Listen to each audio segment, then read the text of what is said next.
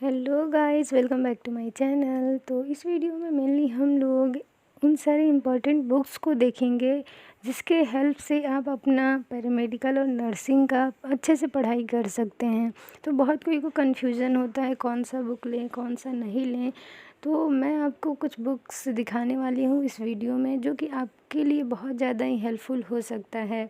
तो पहला तो हम आपका है फंडामेंटल ऑफ नर्सिंग, जो कि नर्सिंग स्टूडेंट्स के लिए भी काफ़ी इम्पॉर्टेंट बुक है और पैरामेडिकल स्टूडेंट्स के लिए भी काफ़ी इम्पॉर्टेंट बुक है। इसमें जितना भी बेसिक सा होता है, चाहे वो हमारे बॉडी से रिलेटेड हो, डिजीज़ से रिलेटेड हो, चाहे वाइटल मॉनिटरिंग हो, कोई भी टॉपिक्स बहुत ही अच्छे से दिए गए हैं और बहुत ही ईजी लैंग्वेज में है जिसको आप समझ सकते हैं। और ये इंग्लिश में है और इंग्लिश पब्लिकेशन में आपका देखिए ये है, ठीक है। और ये आप चाहे तो हिंदी में भी आपको मिल जाएगी, ठीक है। ऑनलाइन आप ऑर्डर कर सकते हैं, हिंदी इंग्लिश दोनों में अवेलेबल रहता है। तो आप चाहें तो ये बुक ख़रीद सकते हैं। आपको मैं फ्रंट पेज से यहाँ पे सब कुछ दिखा रही हूँ। तो यहाँ पे देख सकते हैं, पहला आपका है हेल्थ एंड वेलनेस, और फिर दूसरा आपको देखिए हेल्थ केयर डिलीवरी सिस्टम है। तो इसमें आपको जो बेसिक होता है कि कैसे हेल्थ केयर करना है, हेल्थ क्या है, उसको कैसे अच्छा रख सकते हैं। फिर आपका इसमें देखिए nursing today, nursing as a profession. तो ये नर्सिंग स्टूडेंट्स के लिए है, पैरामेडिकल स्टूडेंट्स ऐसे पढ़ सकते हैं, नहीं तो स्किप कर सकते हैं।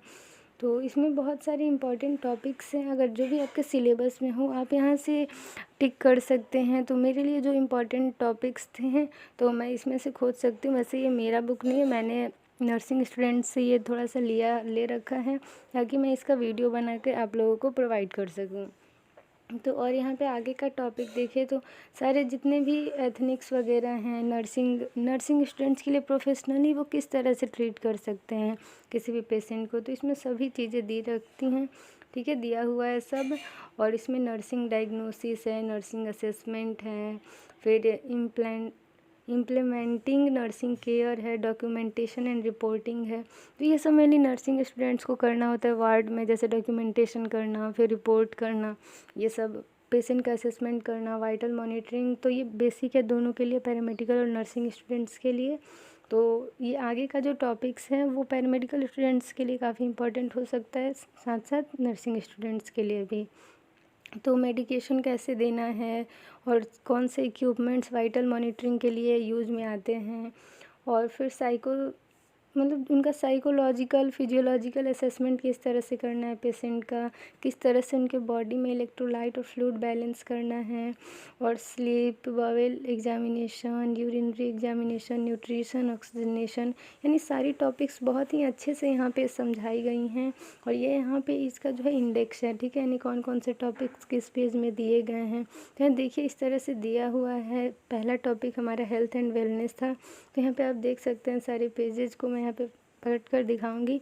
तो आप अगर कभी बुक ख़रीदना चाहेंगे तो फंडामेंटल ऑफ नर्सिंग तो आपको ख़रीदना ही होगा अगर आप बेसिक जानना चाहते हैं, चाहे वो पैरामेडिकल स्टूडेंट्स हो, चाहे वो नर्सिंग स्टूडेंट्स हो, जीएनएम, एएनएम या बीएससी नर्सिंग, एमएससी नर्सिंग, तो उन्हें ये बुक पढ़ना ही होता है। तो देखिए ये बुक काफ़ी मोटा है लेकिन पूरा पढ़ने का ज़रूरत नहीं है, जो आपके लिए इम्पॉर्टेंट टॉपिक है आप उसे पढ़ सकते हैं।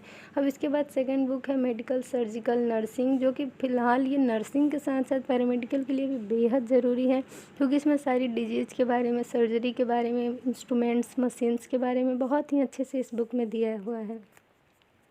तो यहाँ पे देखिए मैं इसका भी कंटेंट दिखाऊंगी किस तरह से यहाँ पे क्या क्या है। तो इसमें भी आपका है इंट्रोडक्शन, आपका है फिर concept of health, concept of disease वगैरह। फिर आगे देखें तो गैस्ट्रो इंटेस्टाइनल डिजॉर्डर है, यानी सारी डिजीज़ और उसके मैनेजमेंट को पढ़ना होगा। फिर आपका देखिए यहाँ पे renal and urinary disease and it's management, nervous system disorder and it's management, यानी कि जितने भी सिस्टम है हमारे बॉडी में उससे जुड़ी कौन कौन सी डिजीज़ हो सकती है और उसे हम लोग कैसे मैनेज कर सकते हैं, ये हमें पढ़ना होगा। इसके बाद देखिए आगे का टॉपिक देखें हम लोग तो इंडोक्राइन डिजॉर्डर है, फिर आपका ईयर नोज थ्रोट डिजॉर्डर है और उसके मैनेजमेंट है। यानी सारे टॉपिक्स यहाँ पे लगभग आपको मिल जाएंगे जो कि आपके लिए ज़रूरी हैं, क्योंकि आप अगर पैरामेडिकल स्टूडेंट्स हैं, नर्सिंग हैं या फिर मेडिकल के हैं, तो आपको डिजीज़ के बारे में जानना होगा, उसको किस तरह से मैनेज करना है, उसके लक्षण क्या हैं, उसके डायग्नोसिस क्या है, ट्रीटमेंट क्या है, वो सभी के बारे में आपको नॉलेज होना चाहिए।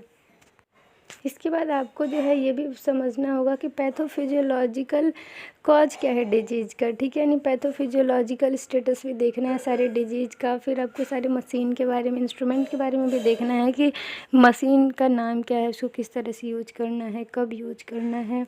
तो यहाँ पे देखिए कॉमन साइन और सिम्टम्स हैं और सारी डिजीज़ के, और कैसे उसे मैनेज करना है ये है, ठीक है। तो मान के चलिए कोई डिजीज़ है, जैसे कि यहाँ पे मैंने एडिमा का दिखा रखा है जिसमें स्वेलिंग हो जाती है, तो उसका कारण क्या है, पैथोफिजियोलॉजी क्या है, मैनेजमेंट क्या है, उसका डायग्नोसिस भी लिख सकते हैं, ठीक है।